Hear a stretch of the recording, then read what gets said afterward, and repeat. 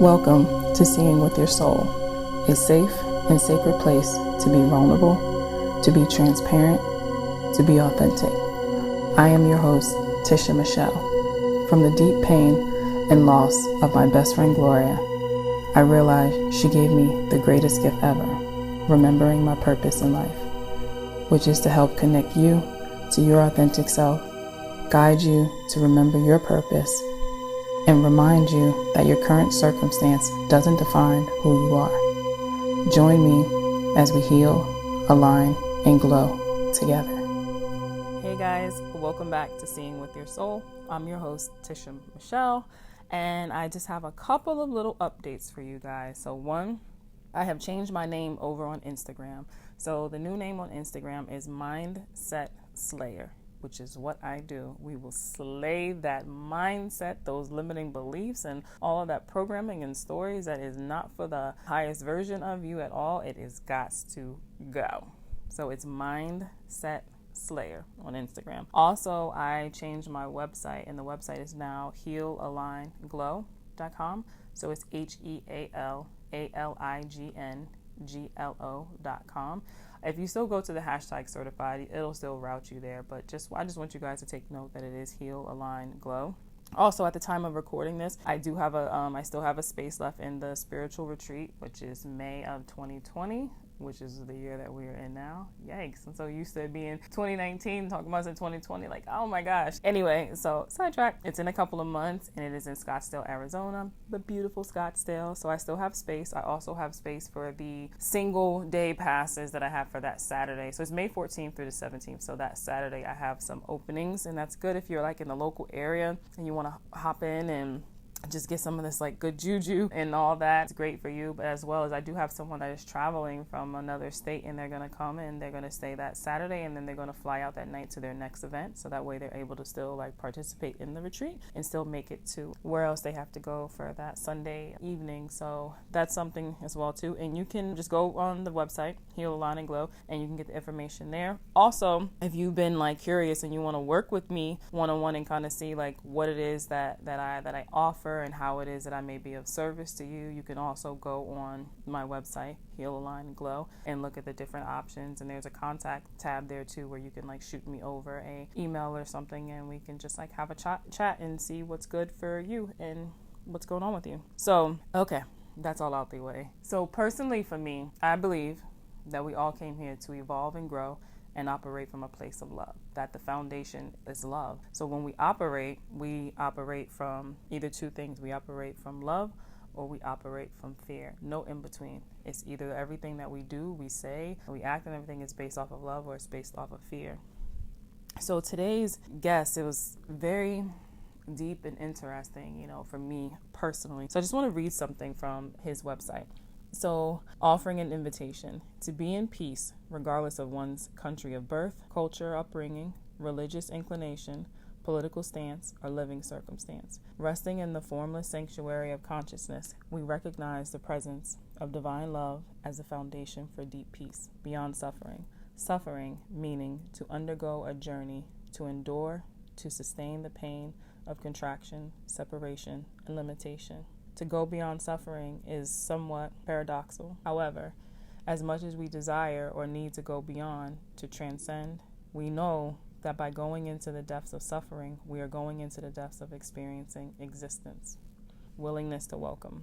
The more we are willing to welcome the suffering as a fire for transformation with understanding and trust, the easier it becomes to respond and see the pearl arising from the depths, to see the lotus opening up out of the mud, to see the base metal turning into gold through the intensity of the heat of living. And that's just a little small part from Shivallah's book called Deep Peace Beyond Suffering, which will be out early this year for all of us. So Shivallah is a spiritual teacher and an author, and just an amazing soul. So I've had the privilege of having 2 conversations with him before we actually recorded the podcast. So for me, it's kind of like if I'm preparing for a podcast, I'm going to do an interview, I kind of know some of the questions that I'm going to ask like the person, and you just kind of like jot that down. And I like to give a little bit of like structure, but no control, because I always want to create that space for things to go the way that they need to go,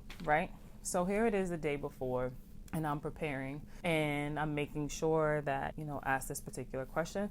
But I was really having a hard time. And when I say a hard time, I would at least have like a couple of things that I want to ask and I want to like say, and then just let the conversation just go and flow. But I was really having a hard time. And I was actually laying in my bed, and I kind of like to wait for these things to come. So I've had 2 conversations with him, and the conversation just flowed so well, and we were so in alignment, and everything is great. And I didn't go to like prepare then, because again, I like to have things just come to me, right? So I'm laying like in the bed before, the day before we're set to record. And I got my little notebook down, and I'm like, okay, and like I'm meditating, and I'm just not really getting anything. And I'm like, this is so interesting, right? So I'll pick up the pen and I'll go to like write, and I'm just not getting anything. I'm like, okay, but I don't feel like, oh, I'm not supposed to do this interview at all. I'm just like, okay, all right, I'm just gonna trust. So we have this, we go to record, and he's speaking, and as he's speaking, I get to this point, I don't have anything to say. I don't know what to say. And for those of you that actually really know me, it's like, you don't have anything to say. I know, right? I was confused too.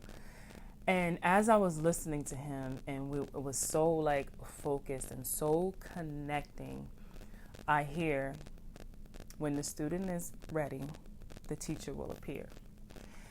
And I kind of took a little gasp and like even sat back a little bit. And I said, wow, I don't have anything to say.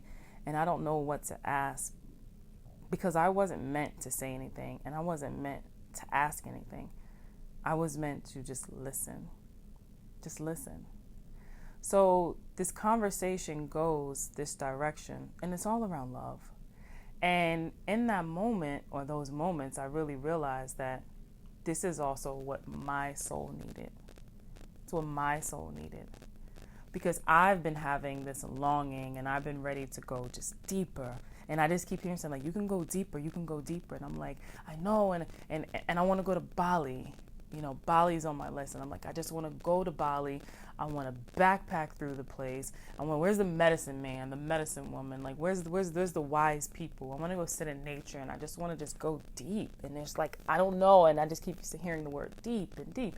And what that is, and talking to him and that connection, and just hearing him like explain about like love and like that feeling and stuff, and I'm like, that's it.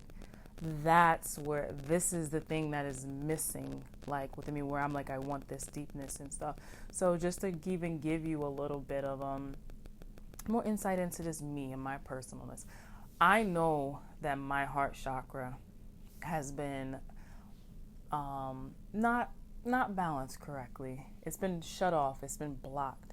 And this goes back to just like childhood things and stuff, where I've closed myself off out of the fear of rejection, the fear of being hurt, right? So you shut it. What we do is we shut it down, and we don't allow anyone in, because we're not going to give you the opportunity to hurt us. We're not going to give you the opportunity to make us feel some type of way, right? But when we do that and we close it off, we're also closing off the ability to truly be loved, and the ability to give love. So the night that I get these flashes, like the night before when I was going to like really prepare, the reason why I wasn't getting any questions or anything wasn't coming to me, because I was only meant to really listen. I was meant to listen and give him his space. Give him his space. So he can really get his message out, and the message of what he came here to do, and to connect with each and every one of you. And it started with me. And I just thought that it was just like, it was amazing. So in this interview, you'll hear me say that. Like, I don't know what to say. And honestly, that interview, I was a student. I was a student, and it was beautiful. And he is such an amazing and a beautiful soul. And he lives in Australia, and Australia is on my list. And now I just speeded it up because I can totally see me and him having this partnership. Maybe we'll host a retreat together. He's definitely going to come back on the show, and we're going to do another podcast. And just, I don't know, just an amazing, amazing soul. And I appreciate the conversation that I had with him, and I appreciate what was that connection, that soul-to-soul connection. And I'm just super excited to see what's to come. And I can't wait to read his book. Deep Peace Beyond Suffering, which will be out, I believe he said early part of this year. Also, in the show notes, like I'll have his website so you can go and like subscribe and stay in contact with him and connect with him on social media, because he is in it, and he does mention this in the conversation, where he is going to be doing like a free webinar every Wednesday. And I highly, highly suggest that you guys check it out and see like if he resonates with you with his message, and just kind of just like take in like all that good, amazing energy. So I was super blessed to be able to have this conversation with him, and I know you guys will definitely take to it and enjoy it. So let's get started and just join in on this conversation that I had with Shivallah. Welcome to Seeing with Your Soul. Thank you so much for taking time to get on here and have this conversation. So it's really much appreciated. Good morning, Tisha. Thank you for having me. Absolutely. It's a pleasure. Thank you. Okay, so we're just going to get right into it. So you are a spiritual teacher, which is who I love. I just love like all this wisdom and knowledge and learning from so many different people, as well as an author. But before we even really dive deep into like the titles and all that good stuff, like I think it's really important for like everyone to really know, what's your journey? Like, how did you get here? Like, how did you even get to like us conversate? Not like how that happened, but just to even be able to like share this message and stuff. Tell me about that, the whole journey. I'm always fascinated with it. And like I said, I believe that everyone needs to hear that, because everyone's on a different path and a different journey, and it's a different process. And I think like the more that people can really like share their story of like how they became this spiritual teacher, how they became this author, how they became this presenter, you know, how they became this person who had like this retreat, you know, all those good things that people see. It was like, okay, how did you get here? My teenage era was brought to an abrupt end through a near-death car accident, where I actually did die in the car accident itself at the age of 19. And what actually initiated even that was approximately 2 weeks prior to that, my very first love, my very first girlfriend, who I just started to date. I think it was about 2 or 3 weeks into the dating. I had expressed one particular evening a great deal of romantic love for her, but in a very poetic fashion. And I felt my heart being activated like never before at the time. I was very aware of that also. And then we got out of the car after getting home, went up into her house, and she started to pull back. And I could see it. It's like I could read her completely, and I could feel it. And at that point, she didn't want to see me for a little bit. She wanted to have a bit of a rest. But inside, I knew that she had recoil because of the fear of love. The actual fear of love. And yet we were quite resonant together. And I went home, and the following weekend, my buddies, my male friends, they wanted to go to the mountain region to a party, just with all guys, teenage guys, and they wanted to go on a bit of a drinking binge, so to speak. I went up with them on that weekend because she didn't want to be with me, my girlfriend. And I wasn't feeling like drinking, and I wasn't a very big drinker to begin with. And that evening, every glass or every mouthful I had tasted bitter. It didn't taste like that nice, typical beer drink, right? Because I could feel it was so contrary to the taste of the love that I had experienced by the intimacy moment with my girlfriend. So coming down from that mountain region was that night when I had the car accident. And to this day, I have no memory of what actually happened. I have no memory of hitting another car. I only remember waking up out of the car accident with the ambulance drivers putting me on a stretcher. And then I started speaking to them about love and about what the world needs. And they started smiling and like chuckling as if like they assumed I could have been maybe drunk or in a euphoric space. And at that moment, I could see there was a faint, hazy gold light everywhere, all around us. But I was speaking from a whole different state of consciousness. So from that day onwards, I felt like I was a 3-year-old child in a 19-year-old body all over again, and having to adapt to a 19-year-old body all the way into my adult life, still remaining with that same vulnerability, openness, tenderness of a 3-year-old heart. And my mother knew that was the case on some level. So she overprotected me between myself and my father quite considerably. And she knew that I was having a lot of spontaneous spiritual and mystical experiences during the next 3 years while still being at home up until the age of 22. And they were very quite considerable experiences that were occurring during that time also. So there's a lot of acclimating to this new state, you could say, a lot of recalibration taking place, adjusting to this adult world, looking through the eyes of a 3-year-old, but now I'm 19, going on to 20, 21, now 22. And between the age of 21 and 22, because of all this, I began a 12 months mediumship and psychic development course so that I could actually open up to this new sensitivity and use it in a better capacity, you could say, a more dedicated capacity to be able to be of service to other human beings. It was very natural for me then to consider that I was now on the planet, literally on planet Earth, to be here of service to fellow human beings. That's how I felt. And during that time, I also started practicing a very ancient meditation from India called Trata, which is all about gazing at a candle flame. And this I would do of a night time, just before going to sleep. And then I would blow out the candle at the end of the meditation, close my eyes, watch the light within. Still the flame was still there flickering inside, or it was going very still, turning into a round ball inside my forehead, sometimes going into a pinpoint, and then all of a sudden expanding out. And after a few months of this happening, it kept expanding.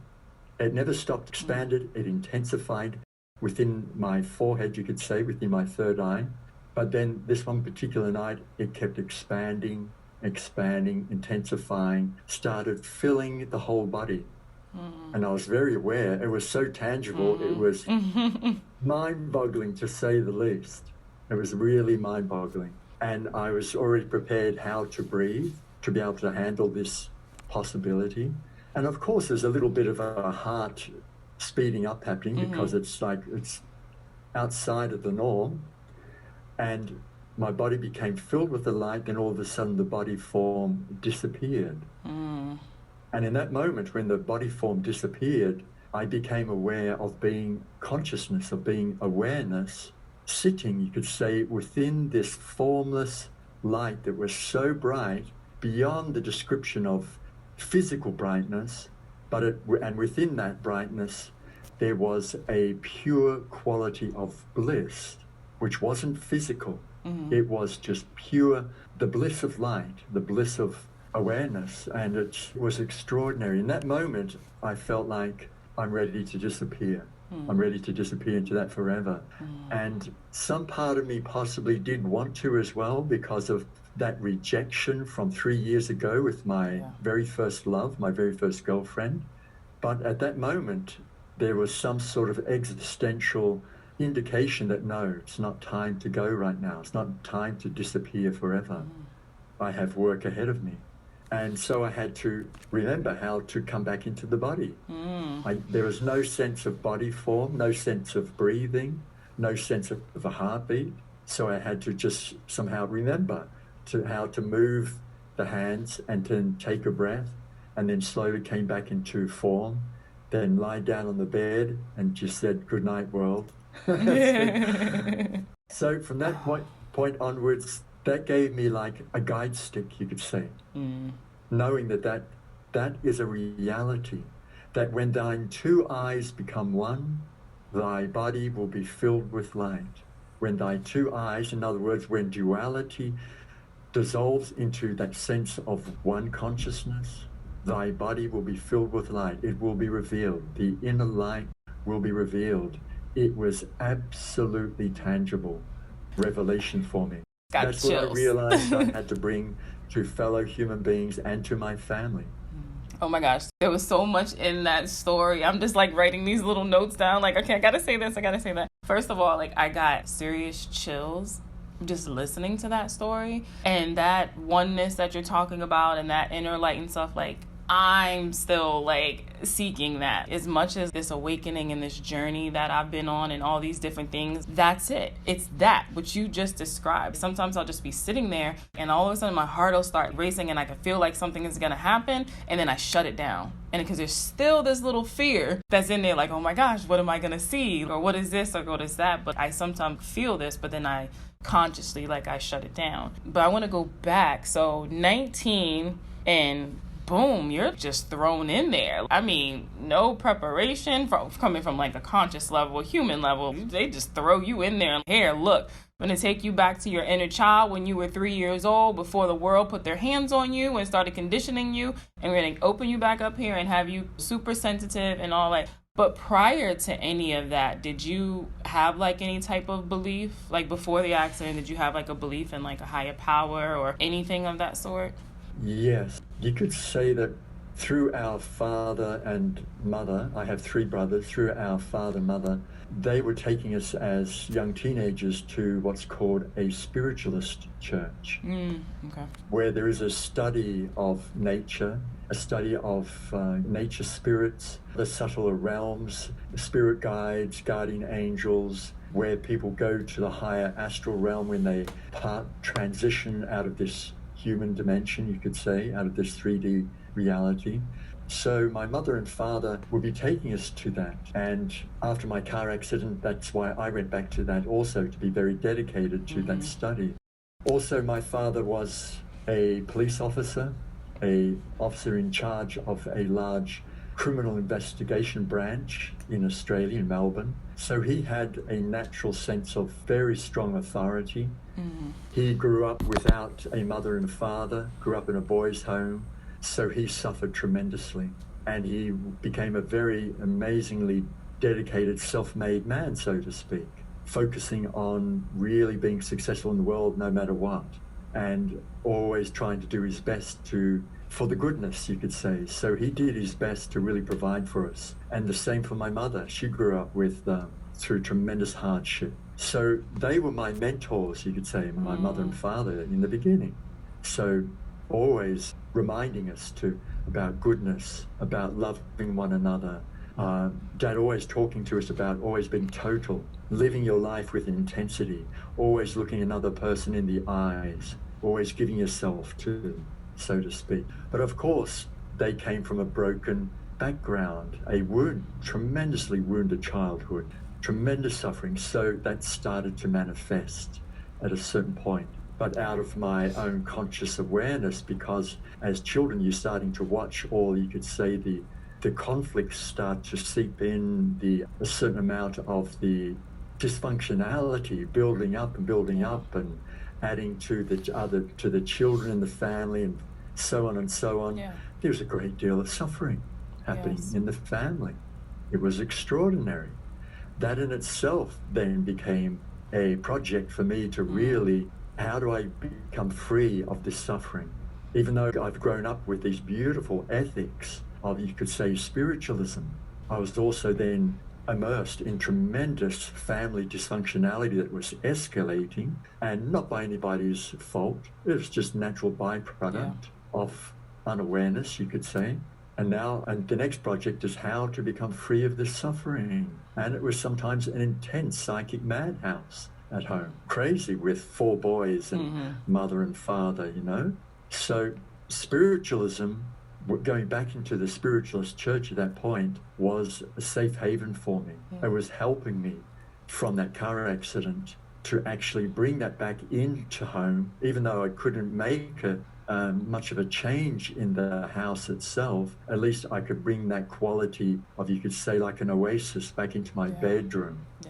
And my bedroom was my oasis in the family home at that point, with a candle of a night time, doing my readings, doing a silent meditation. So that spiritualism, which was very much Christian-based in some sense also, or you could say Christ-based. I would say more like Christ-based, because there was a great love for the Christ, but there was also an awareness of other great, you could say, spiritual teachers over thousands of years. There was a study of that.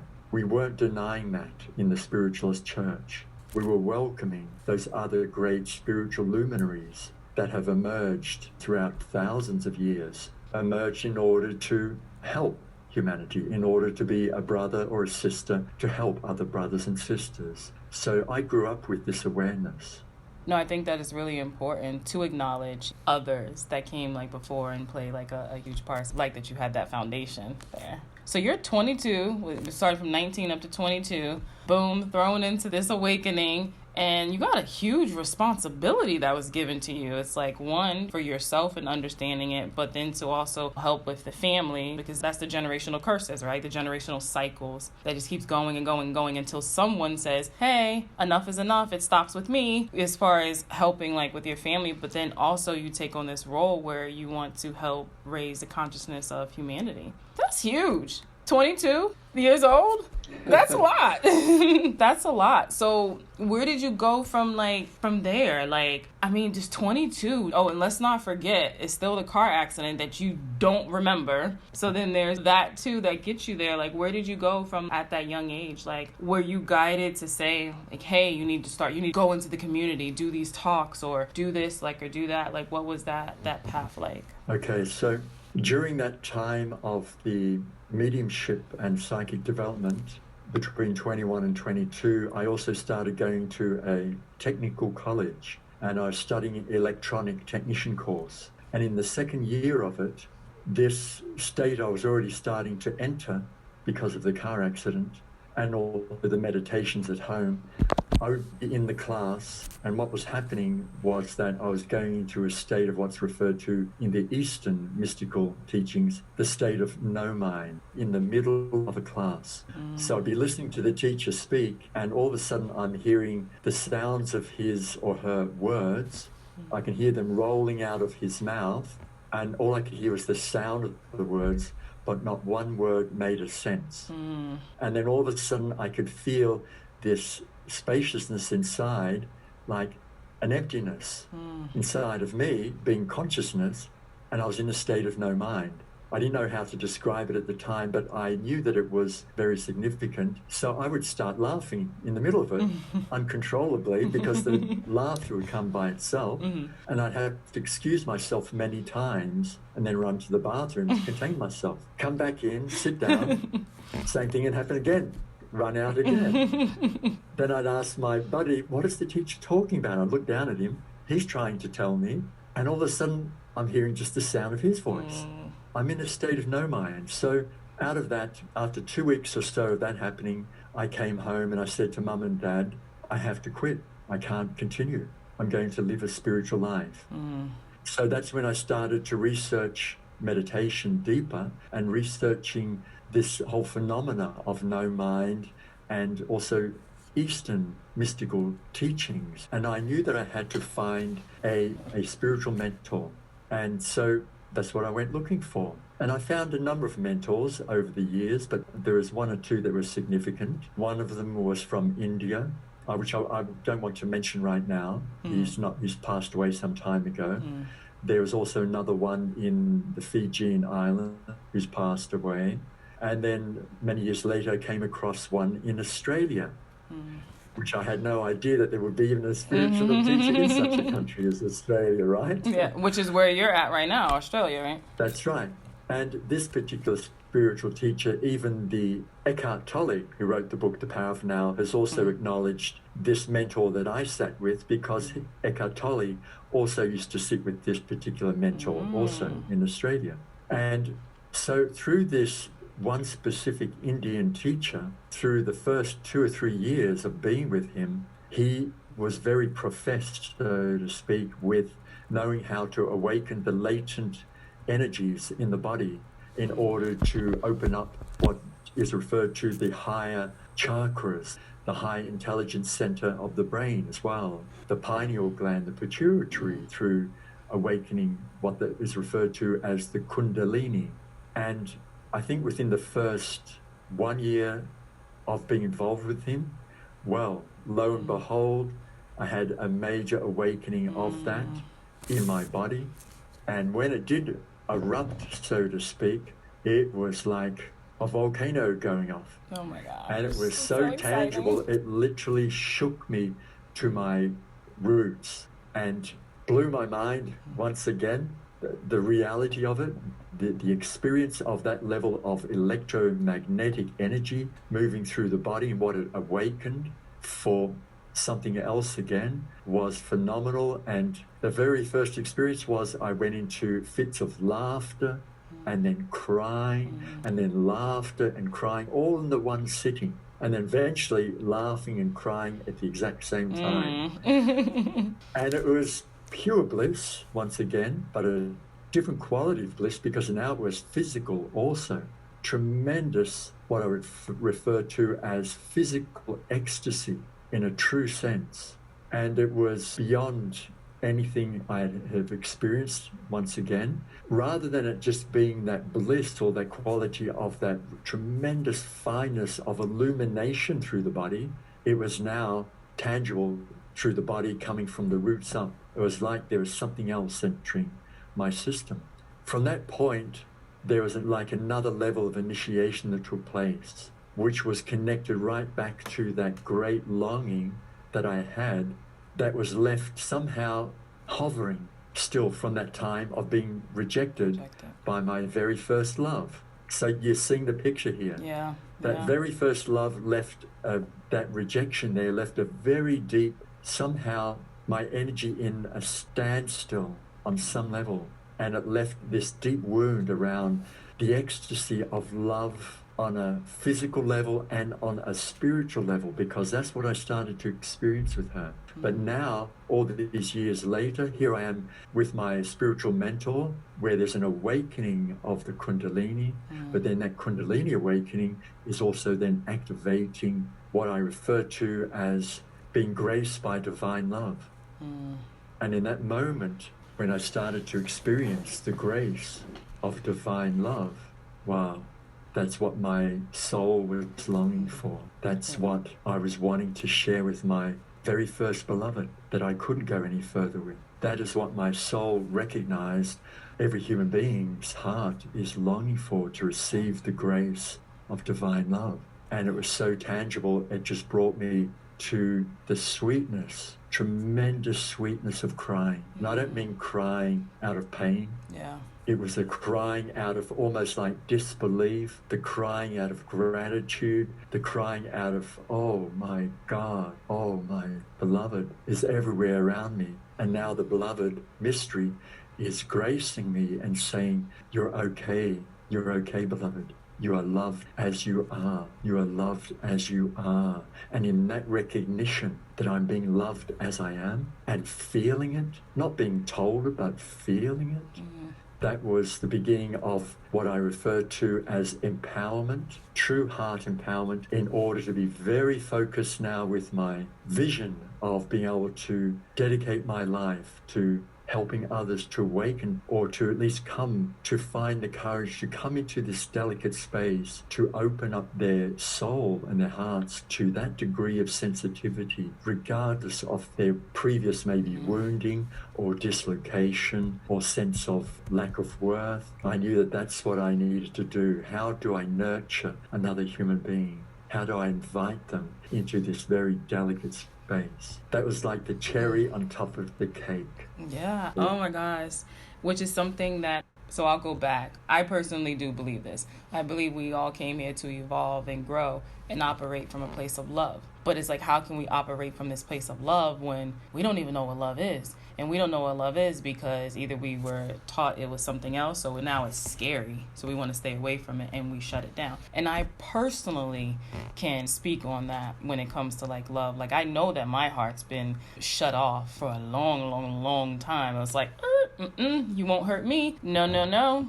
So you avoid it so much. And being on this journey, I understand the importance of love, and that love is not what I was taught when I was younger, or even the romantic sense of like that case, just all around, like that's not it. That's not it. And here I am now, 39, and I'm just giving permission for my heart to open up to it. Literally a couple of days ago, I'm like, okay, I surrender. Like I surrender, and I'm open to fully receiving what this is. And I know a lot of people are nowhere near that. It is completely shut off, afraid of it, and there's just this fear. And when I look back on it and stuff, like it makes me sad, because I know what I experienced and how I shut it off, and how opening myself up to love, what it can do, right? So I definitely commend you for just understanding that and going through what you went through and saying, no, I'm going to help people, because this is amazing. You describing that, I'm so jealous. I'm like, I need that.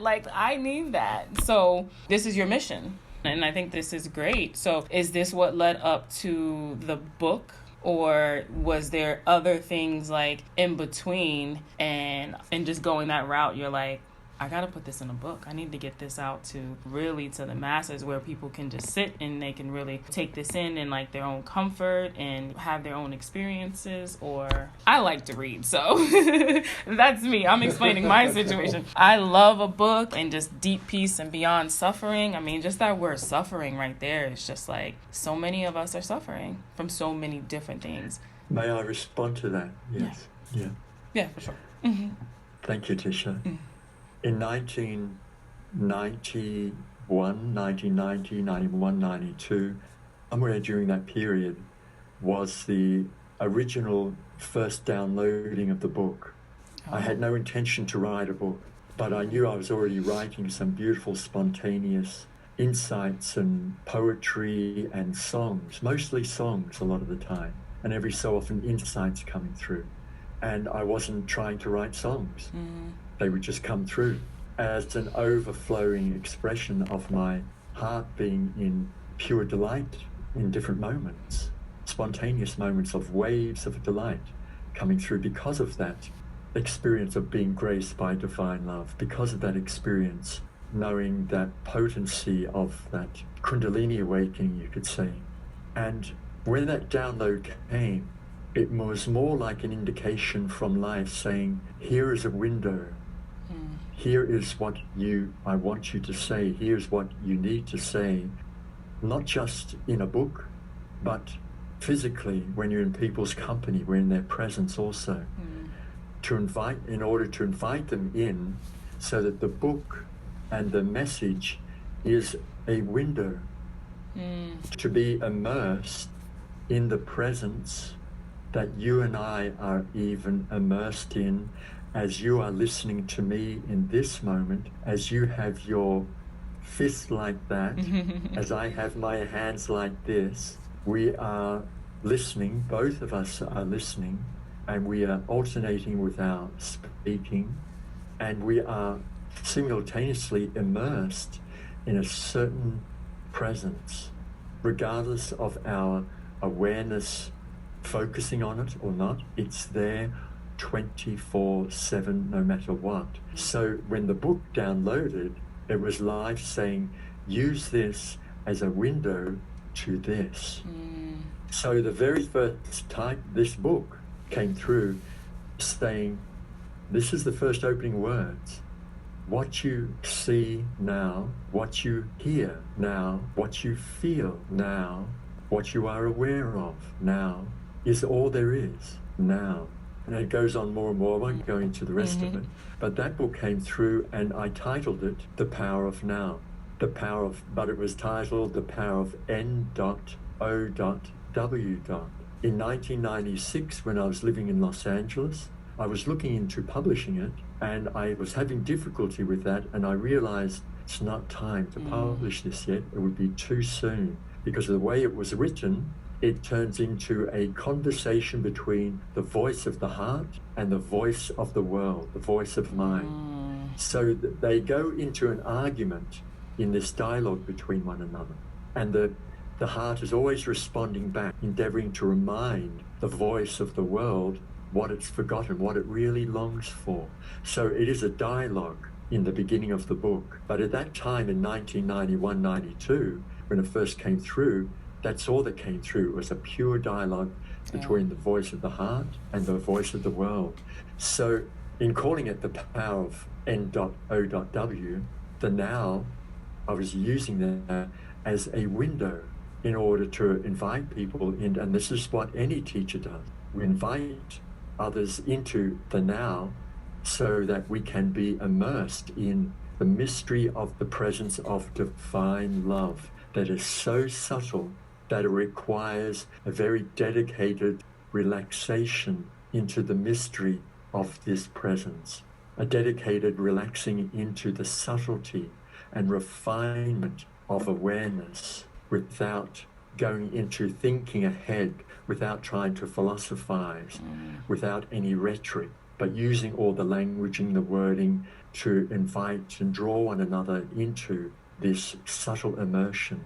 And sometimes it's not so easy to see though, or even to identify what the subtlety of this presence. So that's why then over years and years' time, the book came around, of course, because of circumstance of a certain book coming out under that title also, a few years later in the States. It was natural that that book came out to being titled Deep Peace Beyond Suffering, because ultimately peace is the fragrance of divine love. And it was that quality of peace that I recognized in my own family lineage that we were losing touch with during those last 3 or 4 or 5 years when I was living at home. And we were all missing that peace. So we were suffering, was escalating as that peace was disappearing. So that's why then it was natural, it just somehow evolved into, of course, deep peace beyond suffering. But that doesn't necessarily mean to go beyond suffering, to how to get free of suffering. No, something totally different. How do we welcome the suffering? Because this is the journey in existence. How do we embrace that? How do we see the pearl within? My gosh, I'm getting all my notes and stuff. This has really been interesting. So this is to kind of take it and then I'll come back. So I had been myself putting out there, reaching, just connecting to my guides and saying like, I want to go deeper. I really need to go deeper because I'm really just the surface level of this awakening. And I know that I'm meant to go deeper. And I'm like, I need a teacher.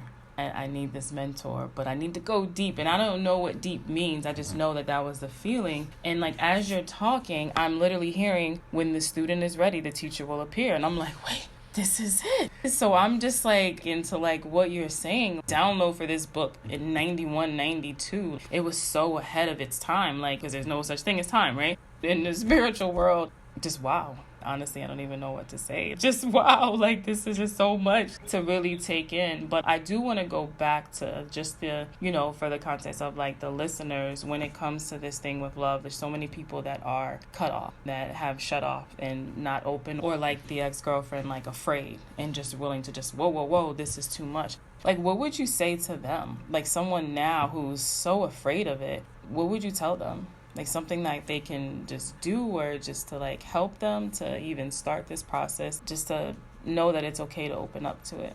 It's a very wide. I know. Can we narrow that a little bit so I respond? Otherwise, it's So if I'm a listener, I've had, because some of them are my client, they're just truly afraid of love in any sense because they don't want to get hurt, so they avoid everything. Getting close to people, speaking their truth, or whatever like the case, whether it's a friendship or even it's like romance, they just avoid different things because they don't want to get hurt because of something that's happened in their childhood. But they also don't want to tackle what happened as a child. And I know, and we do need to go there. We do need to feel the pain. We do need to, whatever, if you're going to a therapist or counselor or whatever the case is that you're seeking, doing some shadow work, inner child. And a lot of people are just so afraid. And so I guess, like, what would you say to them? As a human being, we are creatures that are moved by the pleasure principle. We are moved by the pleasure principle. What pleasures our bodies, what pleasures our heart, what pleasures our mind, what pleasures our spirit. There have been many moments in my life also where I've gone through certain phases, even after all these different awakenings, where I've lived alone for long periods of time.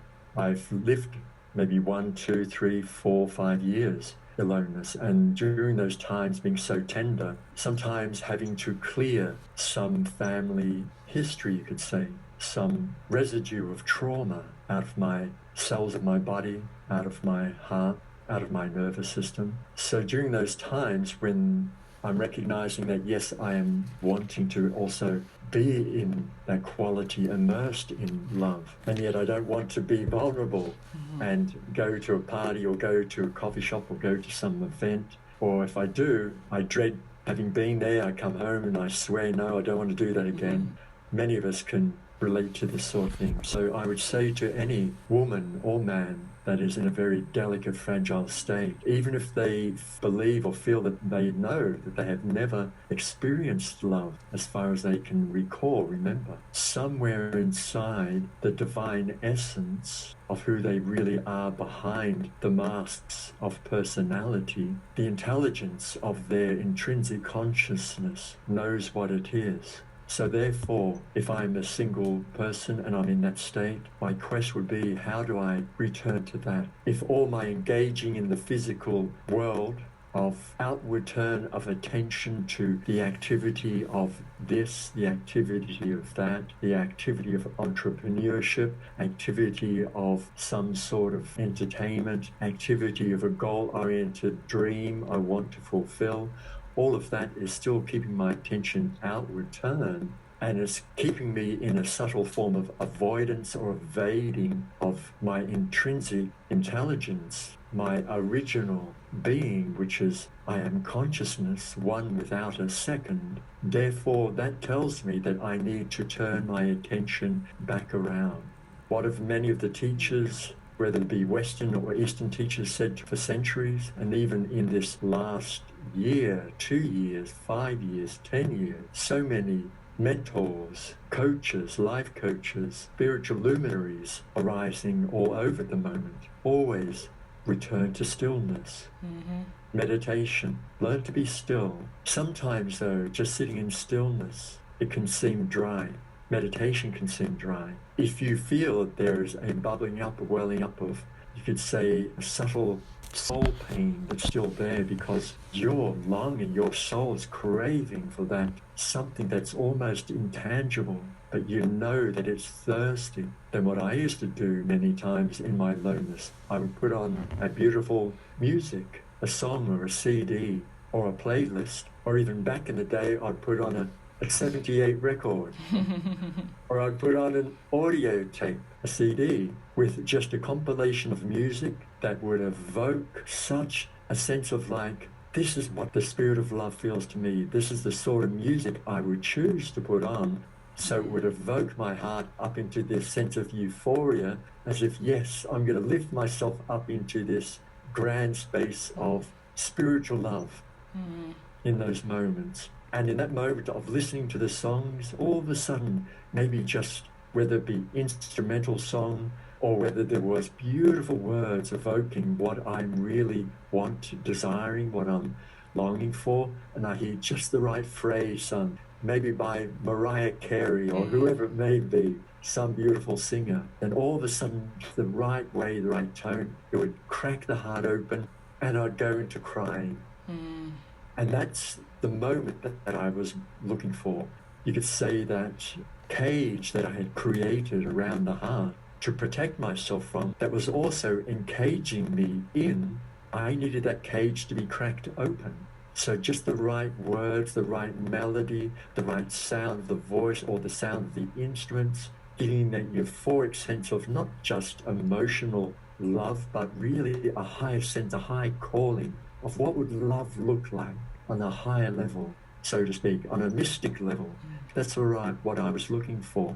And then as soon as it would crack open, under the guidance of my mentor, which he had given me some, you could say some guidance many years prior to that, he would say, go into the crying, immerse yourself in crying, become the crying, so that you allow your heart to be the window that releases all the suffering in that moment that you are capable of letting go of in that moment. Now, it might be a little bit scary, but when you're in your bedroom and you're shutting the door, you're putting on the right music, put on a candle, create the atmosphere that you want to evoke inside your own heart, where nobody's going to judge you whatsoever. Have a pillow there in case you're a little bit too close to some others, which I've had to do before also. So you put the pillow up into your face, so to speak, and then as soon as you start to feel the heart starting, the cage starting to crack open, like the shell of the egg starting to crack, let that yolk, let all of that pour out, and then become the crying.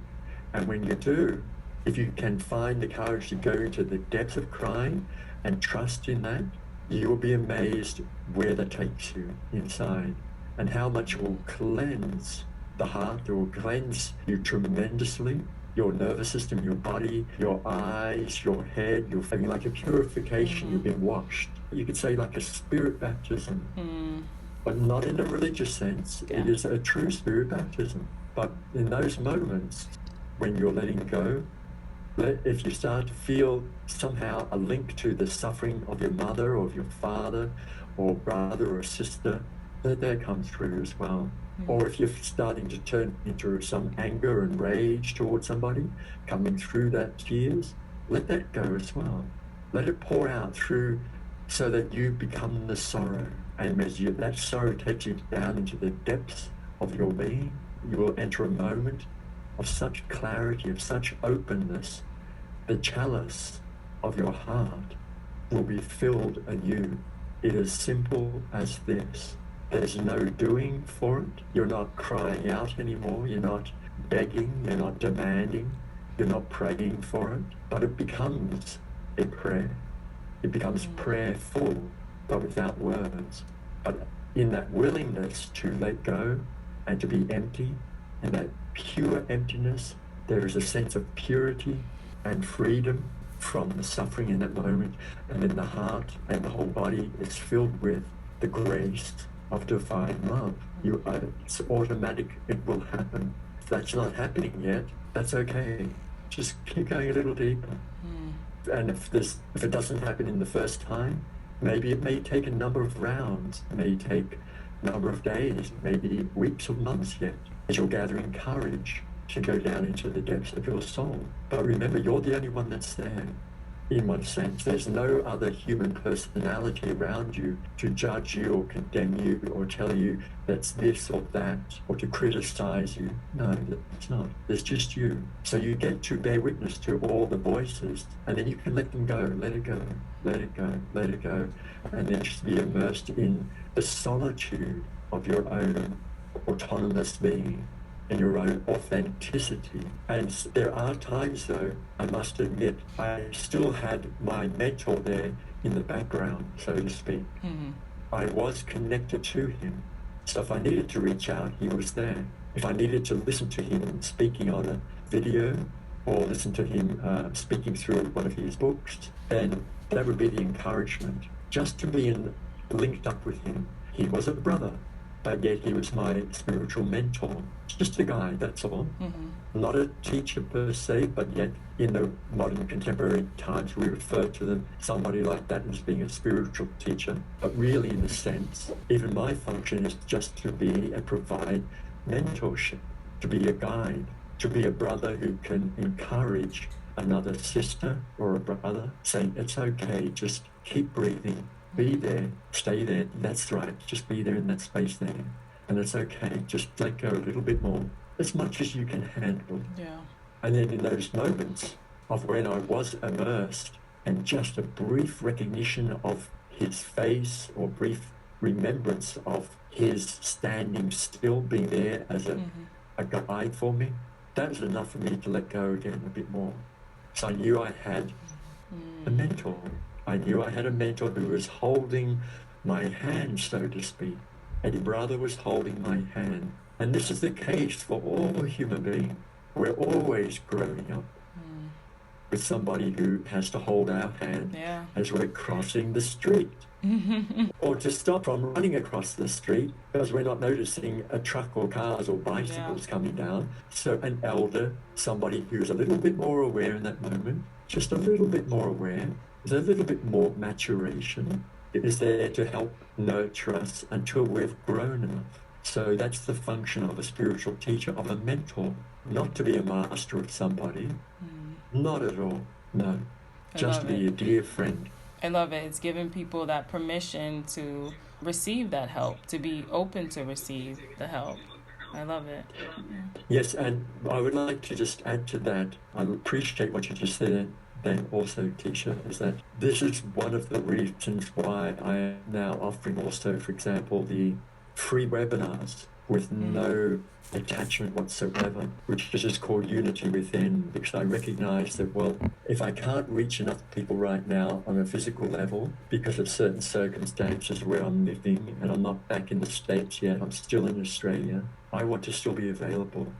Because during that 30 minutes, even if it's just a 30-minute presence on the internet, who knows what soul I may be able to support or even help out of a life-death situation, or maybe help them at that precise moment just before they transition, or at that moment where they need that little bit of encouragement to let go of their pattern of suffering over their suffering, so that they can really go into the depths of suffering to experience the awakening of their heart again. So that's why I love to offer that, because we need to be able to be available for one another, not in a capacity where we can remind one another that it's not just about monetizing our gifts, monetizing our skills, monetizing and shaping and entrepreneuring what we have to offer to the world. Actually about being available right here, right now, in this moment, because if a soul comes to me and they have no money and they're desperate, yes, I will welcome them completely, no matter what, because that's what they need in this moment. They are a part of me, as I am an extension of them. I can appreciate that, and I'm sure the listeners will appreciate that too. So that's a free webinar, and it's going to be held, is it on Wednesdays? Wednesdays, okay. Wednesdays. I'm going to say, I'm going to be on this webinar. I'm going to be on these webinars for sure. And I'm going to make sure from all of the listeners, all of you out there, I'll make sure that I have it in the show notes so that way they know exactly where to access not only the webinar, but anything like your talks and your book and all the information on it. Make sure everybody will be able to access all of that. But what were you going to say? I'm sorry. Usually in most interviews, I don't speak of my events, because I'm usually so immersed in just the dialogue and the sharing and the communication between you and I right now, and what the mystery of love wants to share and speak through me right now. This is all there is, and this is all that matters.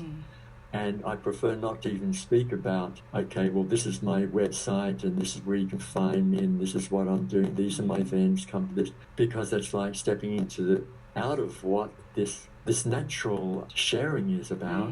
And this is where I love to be immersed in.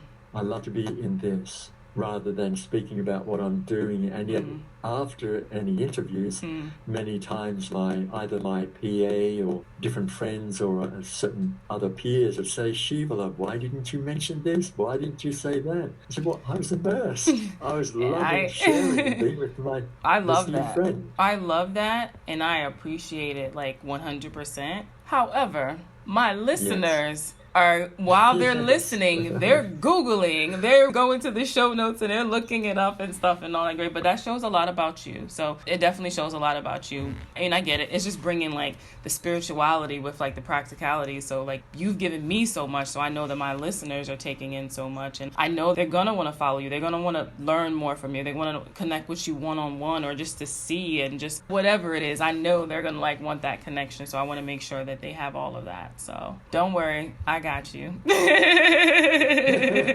And tell your PAs and stuff, I got you. Because they'll be asking me. They'll be sending me a message like, so where can I like find this? And it's funny because I did a reading on one of my clients yesterday and her husband on speakerphone. So when I was through with like her, like she got on speakerphone and he was talking. I don't know how it came up, but I said I was going to be interviewing you today. And I was like, oh, hold on, and I went in there and I sent your link. So then we were just talking and then it came back and then he said he downloaded like the your music that was on there. Like the meditation is something about like the sound healing. I can't remember exactly what he said. Sonic satsang. Yes. Sonic satsang, sound healing meditation. Yes, which was all perfect. So he said he downloaded it. He thought that was just fascinating because that's where he's been led to. And I was like, oh, so it makes sense why this even came up in the conversation and all of that, because he needed that. He needed that. I thought that was really interesting too. So yeah, so people want to know, they want to get this information and stuff. And so this has been a lot, and I feel like we need to do a part 2. We just need to like have you back on and, you know, go even deeper, like for sure. But before we get off, is there anything that's coming to you that you want to put out there, or you feel that's on your heart that you just want to get out? I look forward to part 2. Me too. So now that we've had this so much stuff, I'm just like my own little downloads that's coming, and I'm just jotting everything down because I know that this needs to go deeper. Yeah. Tisha, may I just highlight something for a moment? Absolutely. Why I went still there for a moment and silent is because that is what I did want to say, was the stillness and the silence there for a moment. Because sometimes there is a very neat transmission that's taking place through the eyes, through the presence, through heart itself, that transpires through silence. And quite often in this very busy world and very mind-oriented, functional world, we have not really been educated into the language of the heart so much on a world stage level, you could say, on a global level. And yet we know it in different ways. We experience it in many different ways, in special, intimate moments. But in a moment like this is also part of the communication, those still moments, those silent moments, because we are aligning with one another. And that's why I said to you initially that the book, Deep Peace Beyond Suffering, is a window to invite people into a subtle, delicate immersion with the mystery of the presence of divine love. And sometimes this is why I say to my PA and to different friends, writing the book it's kind of like secondary to me being the book.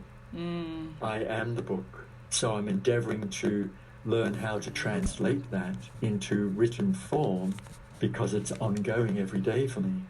So to be able to use the book to invite others to, whether it be a podcast or a webinar, or even just to an actual audio book, or even maybe to a live event.